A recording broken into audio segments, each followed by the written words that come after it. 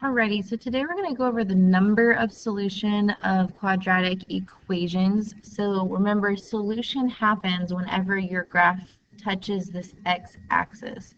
So on the quiz, if you missed that, it's probably because you weren't looking at this line. I don't care about the y-axis, I only care about the x. So it's how many times your graph crosses this line.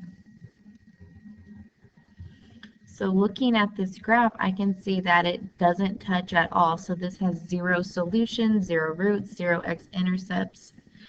But to prove it, we can use a short little algebraic expression. Okay? And that is D is your discriminant, that's this word right here. So D is equal to B squared minus 4AC. Okay? So to finish this problem, you also need to know that if D is positive, okay, it'll have 2 roots. If D is negative, you'll have 0 roots. And if D is exactly equal to 0, that's when you're going to have 1 root. And so that's that special case where the vertex, this point, is actually on your x-axis, so that's why it only touches 1 time. So if I'm looking at this picture, I can say, okay, this obviously has no roots because it doesn't touch that x-axis. So that means I'm in this category, sorry, right here, the middle one. So D must be negative. So the discriminant must be negative. Okay, so you just basically need to copy down this little chart somewhere.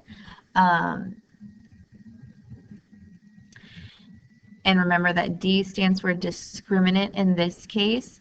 Know that I'm not going to ask you a vocabulary word on the discriminant, but you do need to know how to use this chart.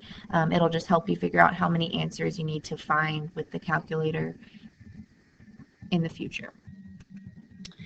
Now, if your problem looks like this, when it asks you for the value of the discriminant, you actually need to plug it into the formula. So I'm going to say from the top, my A is equal to 3 because that's the number in front of x squared. My B is equal to 24. And my C is equal to 48.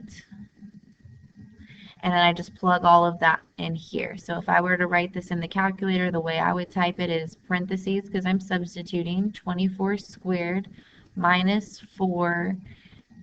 A is 3, your C is 48, and I would type that in exactly like this in your calculator.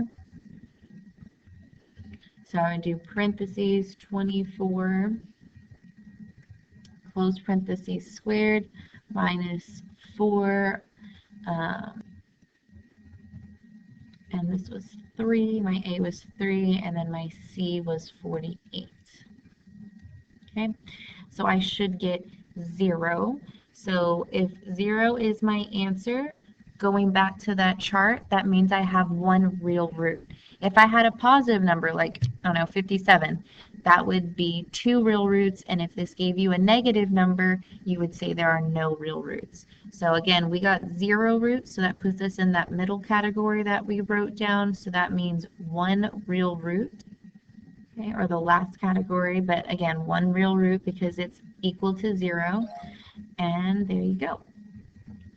So make sure that you're plugging in your numbers correctly, and if you're seeing that you just have 3 check marks, you need to go back and check that you're doing it where you have the 5, otherwise I can't see your grades. It's not showing me that you're completing it even if you get all 3 right in a row.